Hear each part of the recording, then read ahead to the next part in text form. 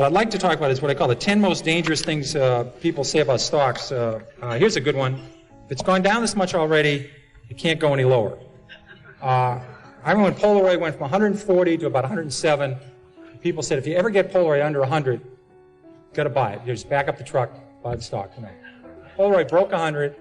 People started buying it. And within 9 months, the stock was 18. So just saying it's gone down this far, you know, how much lower? I mean, it's crazy, but, you know, it can keep going. In fact, I tried this out. Kaiser Industries, I was a new analyst at Fidelity, and we were about to buy the biggest block ever at Kaiser Industries. The stock had gone from 29 to 17. We're about to buy the largest block ever in the history of the American Stock Exchange. We bought, I don't know, 10 or 15 million shares.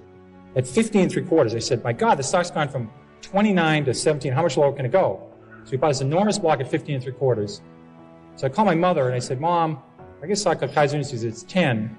So about 3 months later, I said, you ought to buy this. It's gone from 29 to 10. How much lower can it go? Well, it went to 9, it went to 8, it went to 7, it went to 6, it went to 5, it went to 4. Now, fortunately for me, this happened very rapidly, or I'd be working at the Stop and Shop bag and behind the line instead of Fidelity. So fortunately, this was compressed in only about 6 months. So I had to go to the fund manager and say, I was a little bit early on this at 15 3/4. We call this premature in the business. Had a correction, which, you know, is a euphemism for losing a lot of money rapidly. So I said, let's check this again. The stock's 4. They own 45% of Kaiser Aluminum. They own 59% of Kaiser Steel. They own 38% of Kaiser Cement. They own all of Kaiser Electronics, all of Kaiser Broadcasting, which had 7 TV sets. They own Jeep. They had Kaiser Fiberglass. I said about Kaiser Sand & Gravel. They had a bunch of other Kaisers. And they had no debt. Now, in this room, because I know Freeman Billings is very interested in financial stocks, no one's ever gone bankrupt without any debt. Now, that would take a real, I think you have to give some kind of distinguished service award to somebody who did that. But they had no debt. I said, it's not going to go to 0. You know, I was wrong when I said it can't go below 15. So we hung on, and within 3 years, they gave out the shares in Kaiser Steel, gave out the shares in Kaiser Cement, gave out the shares in Kaiser Steel and Aluminum, and they sold off all the businesses. You got about $55 a share. But if you didn't know the story, and the stock went from 15 to 11, and you're just saying, how much lower can it go? When it went to 9, went to 8, you would have gone. So you can't just say it can't go any lower, because I saw Taco Bell go from 14 to 1 in 1974, and they had no debt and making 60 cents a share. There's a corollary to that that's even more dangerous. If it's gone this high already, how can it possibly go higher? Philip Morris, adjusted for splits, sold for 12 cents in 1951. Then it goes to 60 cents in 1961. So it goes up 5-fold, and you say to yourself, how much, this never sold for that, but just for splits, you say, how much higher can this go? It's gone up 5-fold. They missed the power of Marlboro. They missed there's 220 countries in the world. They missed the cash flow of the company. They missed everything. This stock was a 100-bagger after going up 5-fold. But people sold it just saying, how much higher can it go? Can't go any higher. They did the same at Home Depot. They did the same at Toys R Us. I did the same thing at Toys R Us. Just saying it can't go any higher, it's gone this much already, that's very dangerous, and don't use that one. And it's a very bad thing to do. Eventually, they always come back. Here's another one that sucks. That's a technical stock market term we just use only in the stock market. The RCA just about got back to its 1929 price, was backed out by GE. Manville never came back. International Harvester, even with its name changed and adjusted for splits, hasn't got all the way back yet. Western Union, double knits, remember those wonderful things? Floppy disks. They don't have to come back. But they say eventually they always come back. Not true. Here's a great one. It's $3. How much can I lose? This is a great one. I don't have a computer and I can't do high-level math, but just do this one. So let's say your neighbor buys $10,000 of a stock at 50, and the stock's now 3, and you put $25,000 in at 3. If it goes to 0, who loses the most? A lot of people cannot answer this question, you know. I mean, if you put $1 billion in at 3, you can lose $1 billion, you know. I mean, they blow taps on lots of companies every year, you know. They can go to 0. Here's a good one that helped me a lot.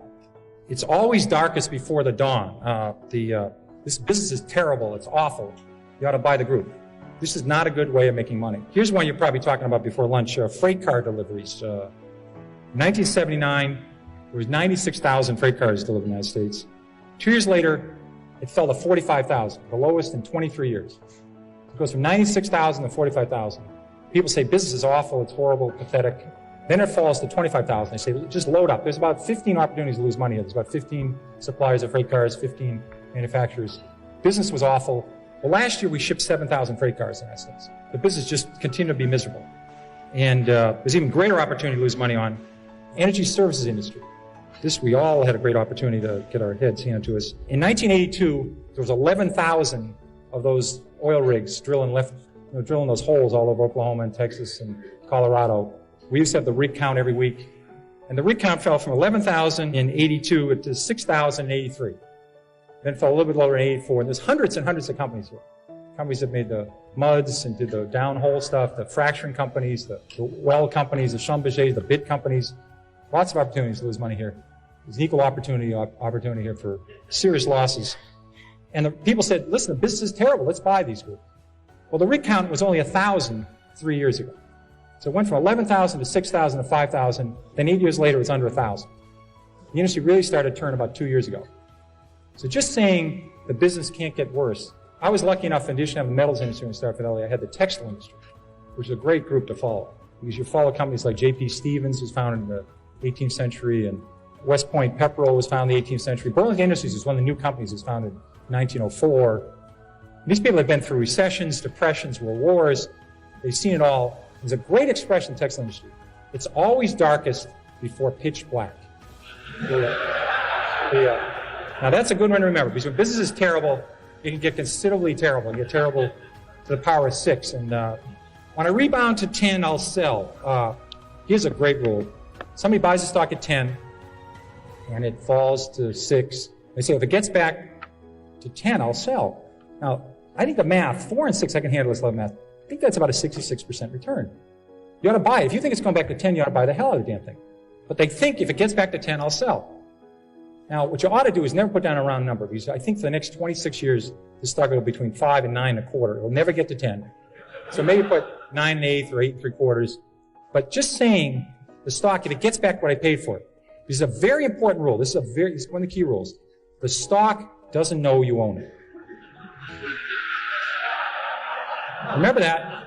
You could be a miserable person. You could have, never helped anybody, never done anything right, had 67 spouses, never done anything right. If you own Coca-Cola the last 50 years, it's gone up 300-fold. You could be the greatest human in the world, help Special Olympics, help the mentally challenged, help poor people, help AIDS people. If you own Bethlehem Steel, it's lower than it was 30 years ago. It's not your fault. Don't take this personal, But people treat stocks sometimes like a grandchildren or a puppy. I mean, they think the stock knows who you are.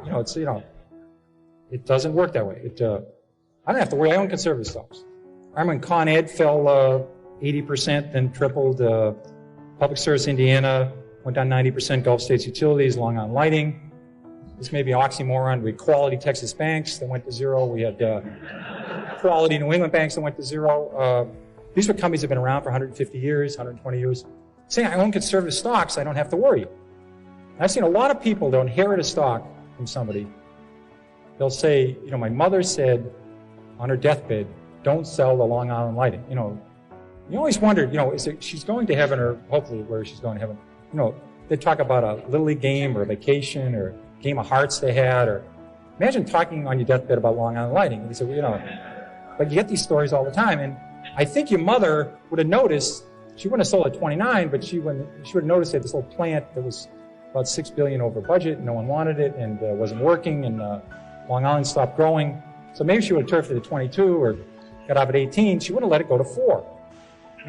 So just because you inherit some stock and it's so-called conservative, like Eastman Kodak fell 75%, IBM fell 75%, don't tell anybody you own a conservative stock.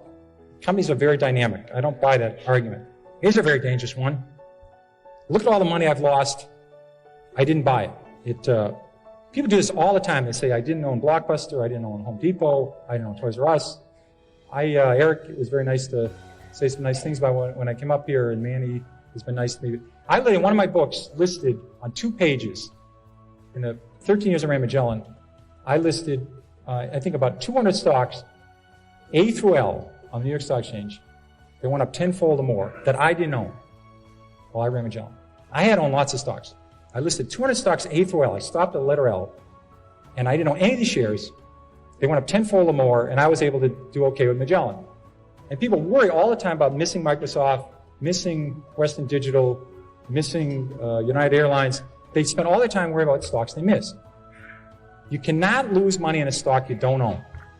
That's a very important. The only way to lose money is buy a stock, have it go down, and sell it. That's the only way. And I swear that their spouse has to cut out the newspaper in the morning, cut out the C's, and the person will look at the M's. Oh my God, Microsoft's up 3. You know, I was going to buy 1,000 shares of Microsoft. I lost 3,000 Microsoft last night while I was sleeping. I was going to buy 7,000 shares of National Semiconductor at 10. It's now 17. I just lost $49,000 on National Semiconductor. They do this all the time. I mean, they have to cut holes.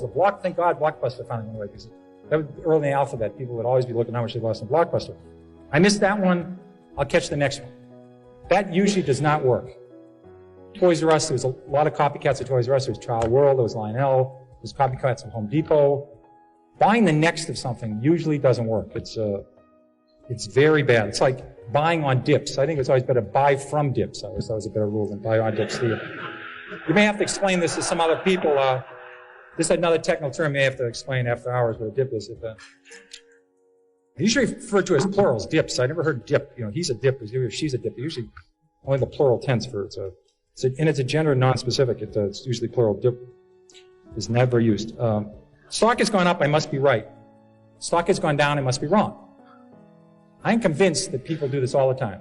They buy stock at 10, they buy a little bit of it, it goes to 13. They now say they don't know anything more about it than they knew when they bought at 10. They have no idea what this company does. It's gone to 13. Now they take a second mortgage in their house and buy it at 13. The best thing that could happen for us is the stock go directly from 10 to 4. It's going to go to 4 eventually, but it goes to 13 in the middle. They're convinced now they bought 100 shares at 10. Now they buy 20,000 at 13. And all the fact is the stock went from 10 to 13 is it went up. The average movement of a stock in the New York Stock Exchange this century, between its high and its low, has been 50%. The average stock in the New York Stock Exchange. That means the stock started the year 20, sometime during the year sold 16, sometime during the year sold at 24, might have finished the year 21, might have finished the year 19. The average range of a stock in the New York Stock Exchange is 50% in 12 months, between its high and its low. So stocks go up and down a lot within a year. And say this stock is going up means you're right, doesn't mean a damn thing. So don't buy often on that one. That is not a good one. Avoid long shots. These are the companies that, we have this very technical term for this called whisper stocks. And these are always these long shots. These are the stocks that are going to grow hair and make your kid have better spelling, and your breasts can improve, and you won't have to iron your pants. It's one of those stocks, and they always do everything for you. But they're missing. They don't have any sales yet. That's the missing element of the story. The story is sensational. There's no profits here, no sales yet. But my God, if this works, it's going to be the next Xerox. And it's going to help Murr and space. It's a very, very good deal. Now, this is not a long shot. This is a no shot. You have to separate these out. I've tried 30 of these. I have never broken even on a long shot. Never. I've made 25, 30 times my money on some stocks. I never thought about Sallie Mae or MBIA or Fannie Mae or some of the banks or Stop and Shop. I'd make 20 times the money, 30 times the money. I had no idea. I thought the stocks were going north. I had no idea. You look back 10 years later, you say, my God, I made a lot of money in this thing. But once I went into thinking I could make 4 times my money, I've never broken even. So don't do the long shot, guys. They don't work. They simply don't work. And again, if a stock's 3 and it has huge potential, write down the story, take the stock symbol. If it's going to 300, it's okay to buy it at 15. Check in later. Check a year later. See if it's still listed. See if you still get a quote on it. See if they still have earnings yet. But if it's going, write the story down. Some of these work. I haven't heard yet, but maybe they will work. But it's worth tuning in 6 months later.